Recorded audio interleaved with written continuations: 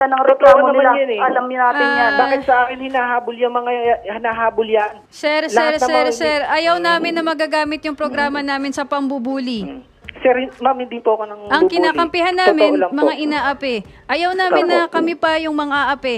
Opo, okay lang po. Sir, Totoo, ma'am, sa yan. nangyayari Kita niyo, kasi, ma'am. sa nangyayari kasi, sir, parang kayo pa po yung may problema dito eh. Tanungin po natin, Sir Dante. Sir Yes, Dante, ma'am. narinig Yes, nyo ma'am. naman, hinahamon po Opo. kayo ng inyong misis. Kahit daw magpa-DNA kayo, Okay po. lang.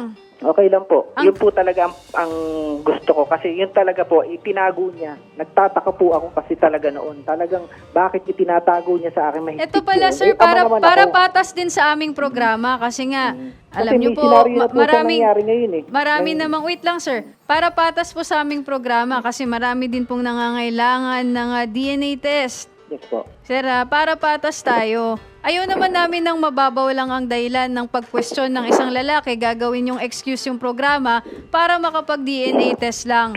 'Di ba? Ngayon tatanungin kita, anong mabigat na ebidensya mo laban sa iyong asawa para magkaroon ka ng ideya na hindi mo talaga yan, anak? Yung pagtatago niya po sa akin kasi ngayon po may senaryo pong nangyari po kasing nangyaring ng lalaki po siya sa senaryong to kaya nakipaghiwalay ho ako diyan. Ano pong ebidensya? Sabi po ni Ma'am May, hinahamon ka niya kahit magtanong tayo sa Rojas.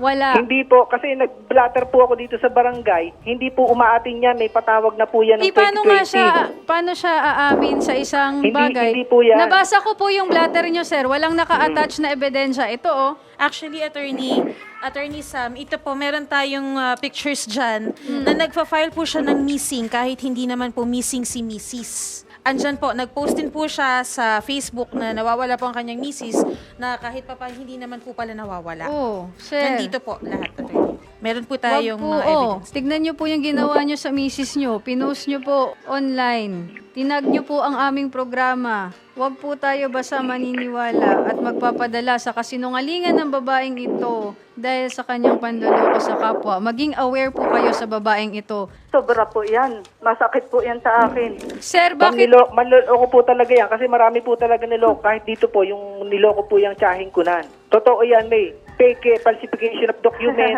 yung mga dokumento Alam mo, dito. intayin natin na sila yung magreklamo, hindi yung puro ikaw ang magdadala ng Totoo reklamo naman nila. yan eh. Alam natin yan. Bakit sa akin hinahabol yung mga hinahabol yan? Sir, Lahat ng mga- ayaw namin na magagamit yung programa namin sa pambubuli. Sir, ma'am, hindi po ako nang Ang bubuli. kinakampihan Totoo namin, lang po. mga inaapi. Ayaw namin Opo. na kami pa yung mga aapi. Opo, okay lang po. Sir, Totoo, ma'am, sa yan. nangyayari Kita niyo, kasi, ma'am. sa nangyayari kasi, sir, parang kayo pa po yung may problema dito eh. Bakit nyo po pinost ito? Hindi naman pala missing si ma'am.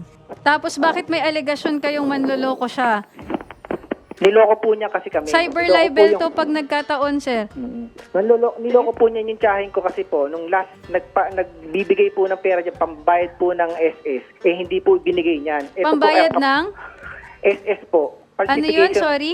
Sa SS po. SS. Opo. Ginawa po niya, pineki po niya, pinalsification. Kahit po ba document. sabayan ko siya ng pagsasalita?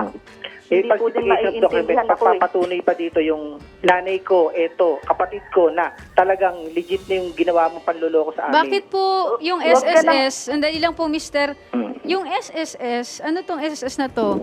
Bakit po kay May nyo binibigay? Ma'am, ito po ako ang sasagot niyan. Okay. Ako po kasi, ma'am, inutusan ng tiyahin niya na magbayad. Nandoon na po ako, ma'am, sa pagbabayad. Inaamin ko po yun, Pero, nagastos niloko namin mo.